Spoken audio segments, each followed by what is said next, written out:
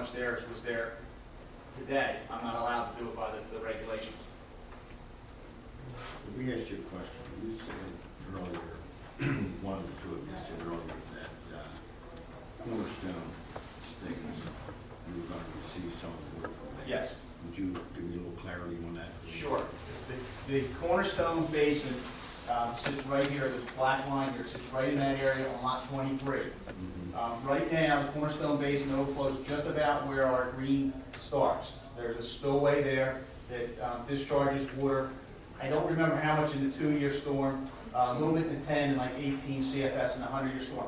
That water runs across our property and eventually gets over to the basin. Right now, we're proposing 3 collection points, one between these lots, one here and one here.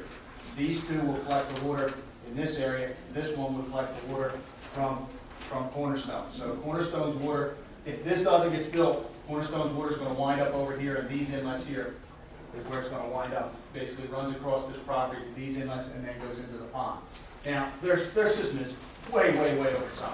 I mean, you've got a great system out of that. I don't know who is your advocate, but you've got a great system. There's almost no water coming out of that basin in most of the storms, in the 1 and the 2-year storm. I mean, this thing is so big, but if there was a 100-year event, which is not very likely, but there's going to be one someday, and this wasn't built, the water would wind up over in this pond. So there is some connection between those two. Mr. Chairman, I try not to interrupt too much because I think all of this testimony is pertinent towards the desire or the need for an EIS, environmental impact statement. But the only question before the board right at this moment is whether or not the applicant is complete or incomplete.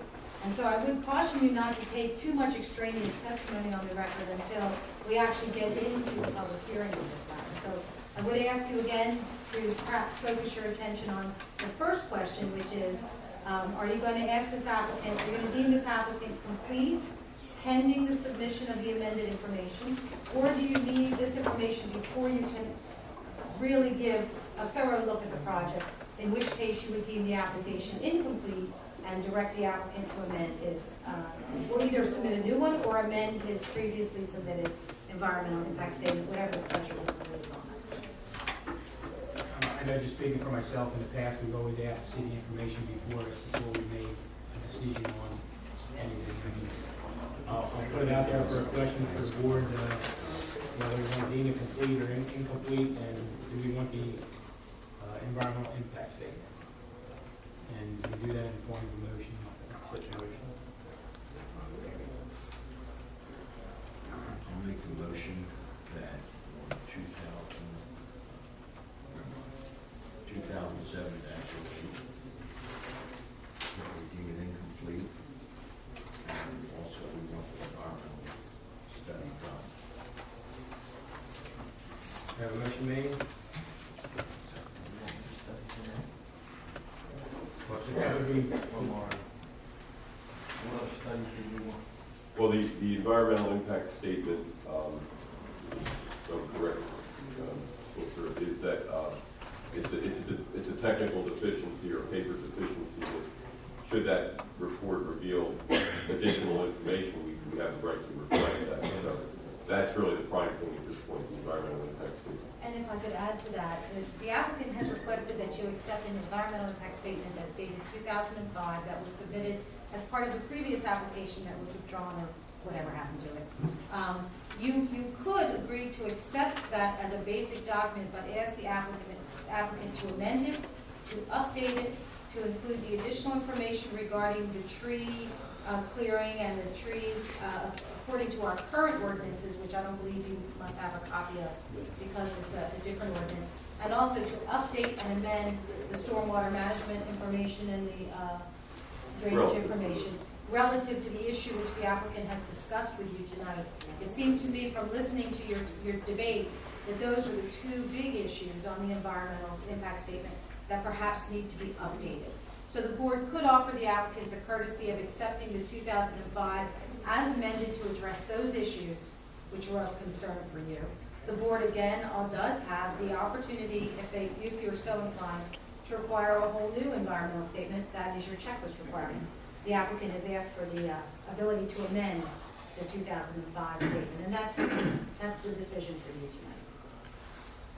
And including, yeah, add what she said, but including that, they have to go before the township committee to find out whether or not that will. Okay. I think that would be to their benefit to do that, so then they know where they stand completely. And, I'm a nudge on technical things, and so just so you understand, in terms of a completeness determination. Is that state being nudged? Yeah, state nudge, it's a legal term. In terms of a technical completeness determination, the only question before you is whether or not the applicant has submitted all of the checklist items. The information, and so that's whether or not you want an updated environmental impact statement or a new environmental impact statement. In terms of going before township committee, you have given the applicant a very good piece of advice tonight, and before he comes in for his public hearing, he should come prepared with that testimony and the results of that conference, because you've already advised him that at the public hearing, that's going to be a major issue for you. But in terms of completeness, that's not actually a checklist issue, so it wouldn't be part of your completeness motion. I don't need that branch to hit me on the head. We would ask that we be allowed to do an updated, because that would give us the opportunity to focus on the issue of the trees and the stormwater, which I really think are the gathering of what we're talking about right now. Would you accept the friendly? I don't see a problem with the updated as long as, someone's signing off on it and our engineers reviewing it. I don't have experience with the other one, but I'm assuming that it's done according to the standards of the day. And any updates would reflect the things we discussed, and the remainder of them would satisfy the general requirement. And my only request would be that the amendment, if that's accepted, be signed and certified when it's submitted by appropriate expert. You okay with that? Do I have a second? I'll second. Roll call? Mr. Dean Fugaro? Question, Jim, because I'm on the township committee, shall I recuse myself? No, this is not a use variance of any type, Okay, and so you are permitted to participate. yes. Mr. Katanis? Yes. Mr. Reese? What do we vote, no? The motion is to deem the application incomplete with the instruction to the applicant that you're granting him a partial waiver of that checklist item to allow him to amend a previously submitted environmental impact statement to deal with the issues addressed with the applicant tonight. Yes. Mrs. Capuro? Yes. Mr. Thorpe? Yes. Mr. Sassy? Yes. Mr. Marini? Yes. Mr. Harris? Yes. Mr. Francescini? Yes. Mr. Chairman, just as a technical point for this applicant, it is possible to offer the applicant a courtesy, since it's a one item off the checklist. It is possible to allow your engineer and your planner to review the submission, and if they deem it to be fully satisfactory or to address the concerns raised tonight, they could deem the matter administratively complete, and then we would just schedule the applicant for the public hearing without making him come back and do another whole completeness hearing. If you would like to offer the applicant that courtesy, you can do that.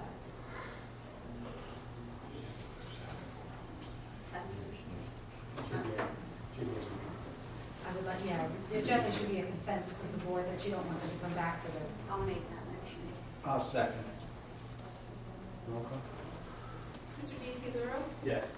Mr. Katanis? Mr. Reese? Yes. Mrs. Capuro? Yes. Mr. Thorpe? Yes. Mr. Sassy? Yes. Mr. Marini? Yes. Mr. Harris? Yes. Mr. Francescini? Yes. Thank you very much.